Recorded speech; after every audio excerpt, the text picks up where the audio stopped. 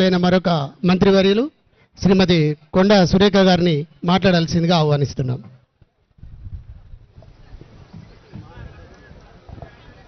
సభకు నమస్కారం. ఈరోజు సీతక్క గారి నాయకత్వంలో వెంకటాపూర్ మండల కేంద్రంలో భూభారతి కార్యక్రమాన్ని లాంఛనంగా ప్రారంభించడానికి ముఖ్య అతిథిగా విచ్చేసినటువంటి రెవెన్యూ శాఖ మంత్రులు సోదరులు పెద్దలు మన జిల్లా ఇన్ఛార్జ్ మంత్రివర్యులు పొంగులేటి శ్రీనివాసరెడ్డి గారికి, మరి సీతక్క గారికి, ఎంపీ గారికి, మా ఇద్దరు ఎమ్మెల్యేలు ఉన్నారు వాళ్ళకి, ప్రిన్సిపల్ సెక్రటరీస్ ఇద్దరు వచ్చారు, కలెక్టర్ గారికి, మరి స్థానిక ప్రజాప్రతినిధులకు, అదేవిధంగా స్థానిక అధికారులకు, వివిధ ప్రాంతాల నుంచి విచ్చేసినటువంటి రైతు సోదరీమణులకు, ముఖ్య నాయకులకు, పత్రికా మిత్రులకు, ఇతర ప్రముఖులందరికీ కూడా నా యొక్క హృదయపూర్వక నమస్కారం. దేశానికి వెన్నెముక రైతు. రైతు లేనిదే రాజ్యం లేదు. ఈరోజు రైతు 6 గాలాలు కష్టపడి పండించి పంట చేతికొచ్చి ఈరోజు మరి ప్రజల్లోకి మనం బతుకుతున్నామంటే రైతు కష్టపడితేనే ఈరోజు మనం బతుకుతూ ఉన్నాము. ఆ రోజు రాజశేఖర్ రెడ్డి గారు ఉన్నప్పుడు మొట్టమొదట రైతు గురించి ఆలోచించినటువంటి ముఖ్యమంత్రిగా ఆయన చరిత్రలో నిలిచిపోయాడు. ఆయన ఎప్పుడు కూడా అనేవాడు, రైతు అనేవాడు ఇలా ఒకరికి దానం చేయాలి కానీ ఇట్లా చేయి జాచి అడగకూడదు అని చెప్పి పదే పదే చెప్పేవాడు. అదే పద్ధతిలో ఆయన ఆ రోజు మనకు ఉచిత కరెంట్ ఇచ్చారు, సబ్సిడీ మీద మనకు విత్తనాలు ఇచ్చారు, మీ అందరికీ కూడా గిట్టుబాటు ధర కల్పించారు. ఈ విధంగా ఆ రోజు రైతులకు ఏమేం కావాలో అన్ని అవకాశాలు కల్పించినటువంటి గొప్ప వ్యక్తి, మహనీయుడు ఆ రోజు రాజశేఖర్ రెడ్డి గారు. ఆ తర్వాత వచ్చినటువంటి బీఆర్ఎస్ ప్రభుత్వం రైతులను ఏమాత్రం పట్టించుకోకపోగా ధరణి పేరిట ఒక పోర్టల్ని తీసుకొచ్చి రైతుల నోట్లో మట్టి కొట్టి మరి దాంట్లో కొన్ని లొసుగులు పెట్టి ఆ లొసుగులను వాళ్ళ అవకాశంగా తీసుకొని ఆ భూములు ఏవైతే రైతులు ఉన్నాయో మరి వాళ్ళ మనుషుల పేరు మీద రిజిస్ట్రేషన్ అయ్యేటట్టుగా పాస్ పుస్తకాలు తయారు చేసుకొని ఈరోజు అసలు రైతు పక్కకెళ్ళి ఎవరో బయట వాళ్ళు వచ్చి అనుభవిస్తున్నటువంటి సంఘటనలు కోకొల్లలు.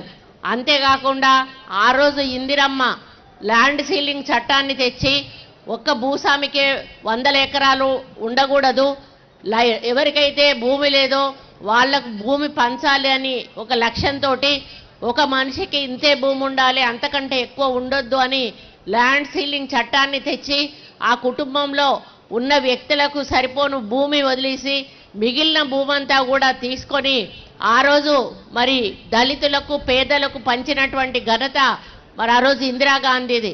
మరి ఆ భూములను కూడా ఈ ధరణి పేరిట మన పోయిన గవర్నమెంట్లో వాళ్ళ నాయకుల పేరు మీద మరి రిజిస్ట్రేషన్లు చేసుకొని అది కూడా ప్రజల నుంచి లాక్కోవడం జరిగింది. ఇకపోతే అప్పుడు దొరలు గ్రామాలలో ఉండేవాళ్ళు, ఆ దొరల భూములు కోకొల్లలు ఉండేటివి, అన్నలు బాతిన జెండాలు ఉండేవి, లేకపోతే సీలింగ్లో పోయిన ల్యాండ్లు ఉండేవి. ఈ ధరణి వచ్చినాక దేశ విదేశాలకు పారిపోయినటువంటి దొరలందరూ కూడా మళ్ళా గ్రామాల్లోకి వచ్చి వాళ్ళ భూములను కోట్ల రూపాయలకు అమ్ముకొని మళ్ళీ పోయేటువంటి అవకాశం కేసీఆర్ కల్పించడం జరిగింది.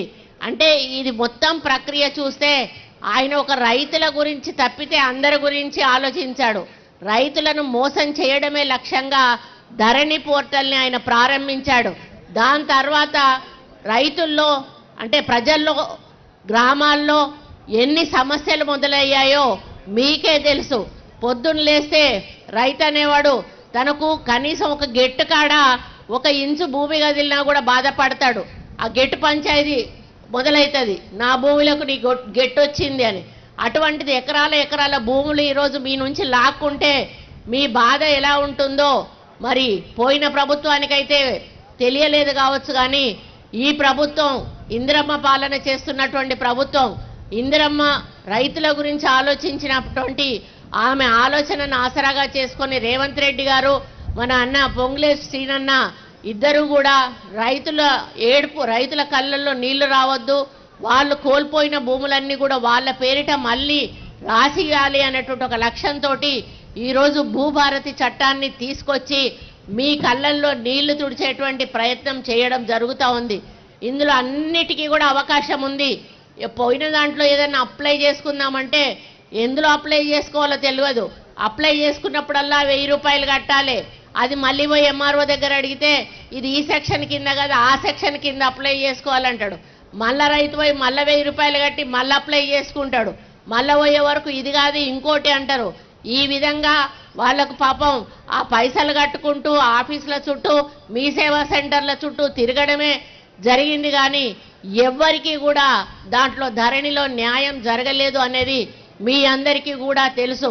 మరి ఆ విధంగా మీరు ఇబ్బంది పడ్డ పరిస్థితులను గమనించి ఈరోజు రేవంత్ రెడ్డి గారు మరి ఈ భూభారతి అనేటువంటి ఒక గొప్ప చట్టాన్ని ఈరోజు మనకు ఒక తల్లి లాంటి చట్టాన్ని తీసుకురావడం జరిగింది. ఇందులో ఇప్పుడే కలెక్టర్ గారు చాలా వివరంగా చెప్పారు. మీరు ఎక్కడికి వెళ్ళాల్సిన అవసరం లేదు, మా అధికారుల దగ్గరికి రండి, మేమే మీ సమస్యను పరిష్కారం చేస్తామని. మరి నేను ఇంకొకటి చెప్తా ఉన్నాను, దీంట్లో కొంత దళారులు తయారవుతారు. నిజంగానే ఏ కార్యక్రమం ప్రభుత్వం చేపట్టాలన్నా నిష్పక్షపాతంగా అవినీతి రహితంగా చేపట్టాలన్నా కూడా ఎవరో ఒకరు మధ్యలో ఒకరు తయారవుతారు. అటువంటి వాళ్ళు దీన్ని భ్రష్టు పట్టించే కార్యక్రమం స్టార్ట్ చేస్తారు. కాబట్టి మీరు ఎవరి మాటలు కూడా నమ్మాల్సిన అవసరం లేదు, ఎవరి ఆసరా కూడా తీసుకోవాల్సిన అవసరం లేదు. మీరు డైరెక్ట్గా ఎంఆర్ఓ ఆఫీస్కి వస్తే మీకు కావలసిన విధంగా వాటిని ఏ విధంగా మార్చాలో వాళ్ళే చెప్తారు, వాళ్ళే చేస్తారు. మళ్ళీ మీ చేతికి మీ పట్టా పాస్ పుస్తకాన్ని ఇవ్వడం జరుగుతుంది అనే విషయాన్ని కూడా నేను ఈ సందర్భంగా విజ్ఞప్తి చేస్తా ఉన్నాను.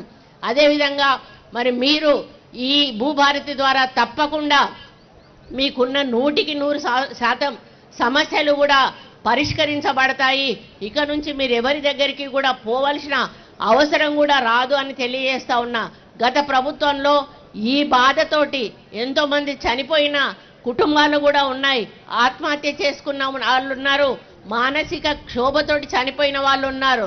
కానీ ఆ ప్రభుత్వం ఏ రోజు కూడా రైతు చనిపోతే కనీసం వెళ్ళి పలకరించిన పాపాన పోలేదు. రైతు మరి పంటలు లక్షల ఎకరాల పంటలు మరి అకాల వర్షాలతో కొట్టుకుపోయినా కూడా ₹1 నష్టపరిహారం ఇచ్చిన పాపాన పోలేదు. కానీ ఈరోజు మన ప్రభుత్వం రైతుకు బీమా చేస్తూ ఉంది, పంటకు బీమా చేస్తూ ఉంది, మరి నష్టపరిహారం కూడా ఈరోజు ఇచ్చేటువంటి కార్యక్రమం చేస్తూ ఉంది. ఈ విధంగా రైతును రాజును చేయాలనేటువంటి ఒక లక్ష్యంతో రేవంత్ రెడ్డి గారి నాయకత్వంలో మరి మనం ముందుకెళ్తున్న సందర్భంలో మరి అధికారుల పాత్ర చాలా పెద్దది. ఇది మేము చట్టాలనైతే చేయగలుగుతాం, కానీ అమలు చేయాల్సింది స్థానిక అధికారులు. ముఖ్యంగా కలెక్టర్ గారికి నేను ఒకటే చెప్తా ఉన్నా, మీ కింది అధికారులకు మీరు ఒకసారి కూర్చోబెట్టి కౌన్సిలింగ్ చేయాల్సిన అవసరం ఉన్నది. ఎవరిని కూడా వచ్చిన రైతును ఇబ్బంది పెట్టొద్దు, ఎవరి దగ్గర కూడా మరి ఎటువంటి రూపాయి ఆశించొద్దు. మరి నిష్పక్షపాతంగా మరి మీరు అవినీతి రహితంగా ఈ యొక్క కార్యక్రమాన్ని ప్రభుత్వం ప్రతిష్టాత్మకంగా తీసుకుపోయిన కార్యక్రమాన్ని ముందుకు తీసుకుపోవాల్సిన అవసరం ఉంది అని చెప్పాల్సిన అవసరం ఉంది. ఒకవేళ ఏ అధికారి అయినా కూడా చిన్న పొరపాటు చేసినా నిర్మోహమాటంగా ఆ అధికారుల మీద యాక్షన్ తీసుకోవాల్సిన అవసరం ఉందని కూడా వారికి నేను విజ్ఞప్తి చేస్తా ఉన్నాను.